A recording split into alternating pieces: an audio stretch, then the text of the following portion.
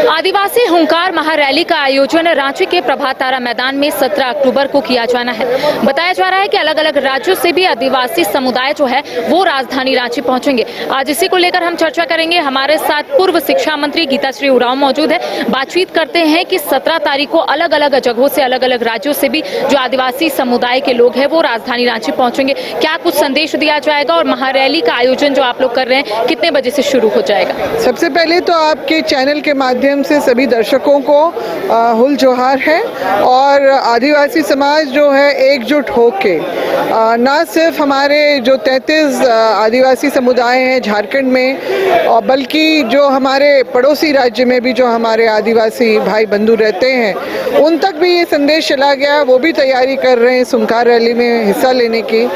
महाराष्ट्र से भी जो हैं, जो आपके जैसे चैनल से के माध्यम से या सोशल मीडिया तक उन तक बात चली जाती है, तो वो लोग भी यहाँ पर जो है 17 तारीख की महारैली में आने का जो है वो तैयारी कर रहे हैं। तो ये बहुत जो हमारे अस्तित्व पे, हमारी अस्मिता पे जो एक संकट हम लोगों को सभी को दिख रहा है, क्योंकि भले ही कुर्मी समाज जो है वो कह रहा है कि नहीं कुर्मी अलग है और उस तरह के जो है, और हम लोग आदिवासी हैं और आगे हम लोग नोटिफाइड में सूचीबद्ध होना चाहते हैं। मगर उनके दावे जो है हर हिसाब से, चाहे वो आज़ादी के पहले का जो जितने भी अपने डॉक्यूमेंट्स दिखा लें, उसमें उनकी बात नहीं टिकती है। जब वहाँ हम लोग काउंटर कर देते हैं उनको, तो फिर वो डीएनए पे आ जाते हैं, रेस पे आ जाते हैं। तो उसमें भी उनकी बड़ी बातें बड़ी भ्रामक है, कभी द्रविडियन, कभी प्रोटो ऑस्ट्रेलाइड या फिर एसिटिक, कुछ भी, मतलब रेस किसी भी का एक हो सकता है। इसके अलावा फिर वो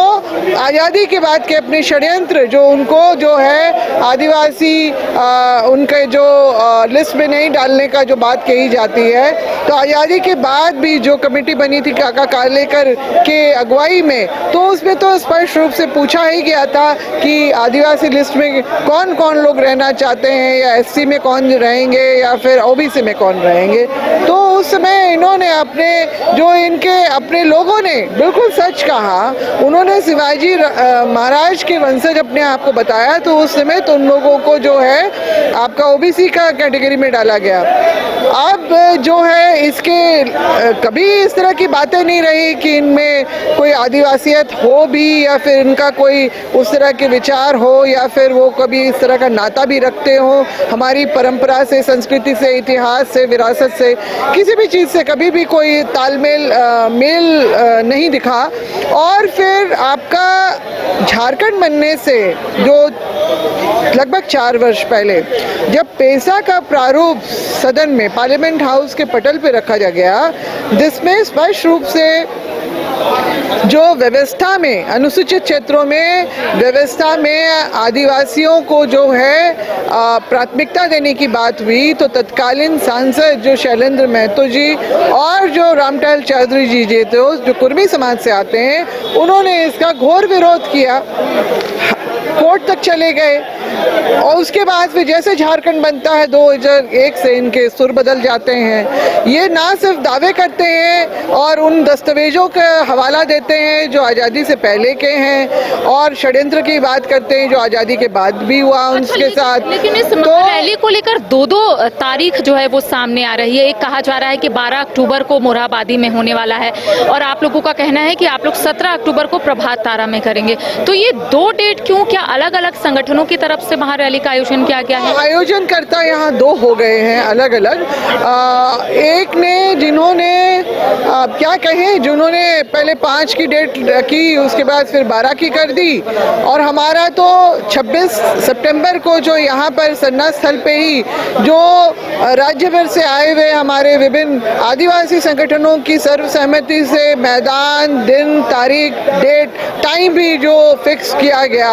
और दूसरी तरफ जिन्होंने जो आयोजक हैं, जिन्होंने पहले 5 फिर 12 किया, वो सिर्फ मात्र 2 लोगों ने पीसी करके इसकी घोषणा की। तो यहाँ ये अंतर है और आयोजक भी अलग है, भले वो अपनी जो भी तैयारी कर रहे हो, मगर निश्चित रूप से जो है उनका सिरम टोली जो प्रकरण में जो उनकी भूमिका रही, उससे सरना आदिवासी समाज काफ़ी जो है उनसे नाराज है। और इसीलिए जो है रुझान उस तरफ ना होके इधर ज़्यादा है।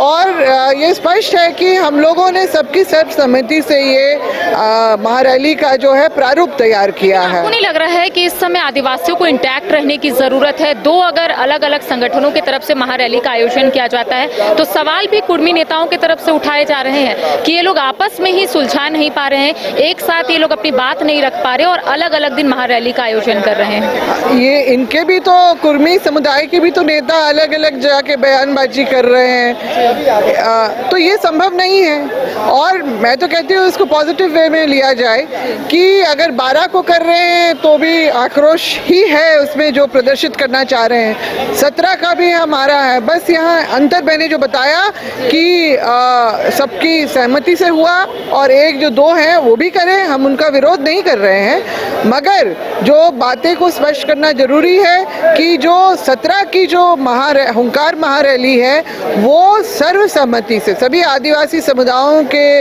विचार मंतव्य को सुनने के बाद और सर्वसम्मति से डेट जगह समय फिक्स किया गया है। इसके लिए हम लोग जो है कोने कोने से जो है लोग जो हैं, ये सिर्फ नहीं कि रांची राजधानी से, अलग अलग जिलों से, प्रमंडल से भी लोग जो है इस जो महारैली का हिस्सा बनेंगे। एक आखिरी सवाल रहेगा, क्या कुछ संदेश रहने वाला है? क्योंकि आप लोगों का कहना है कि जो इन लोगों की मांग है वो जायज नहीं है, कुर्मियों का कहना है कि पहले से हम लोग एसटी में शामिल थे, बाद में हमें पिछड़े श्रेणी में रखा गया।